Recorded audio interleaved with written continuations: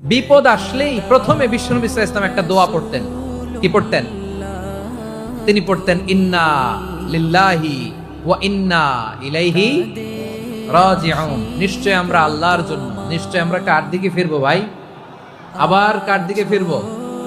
আওয়াজ করে বলুন তো, আমরা এসেছি কার কাছ থেকে, আবারও ফিরে যাব কার কাছে? এজন্য বিশ্বনবী পড়ছেন ইন্না লিল্লাহি ওয়া ইন্না ইলাইহি রাজিউন। নিশ্চয় আল্লাহর জন্য, ওই আল্লাহর দিকেই আমরা ফিরে যাব। তারপরে বিশ্বনবী পড়তেন আল্লাহুম্মা আজুরনি ফি মুসিবাতি ওয়াখলুফ লি খায়রাম মিনহা।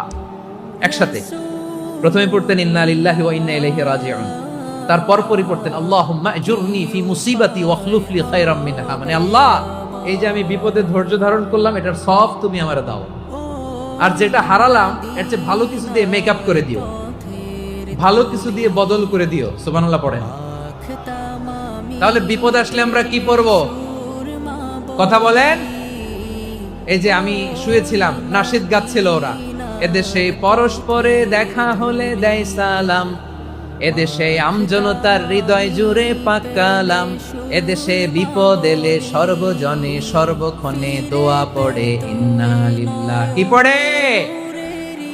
সুবহানাল্লাহ সুবহানাল্লাহ সুবহানাল্লাহ সুবহানাল্লাহ। এদেশে আজান শুনে সূর্য ওঠে শহর গ্রামে, এদেশে আজান শুনে সূর্য ডুবে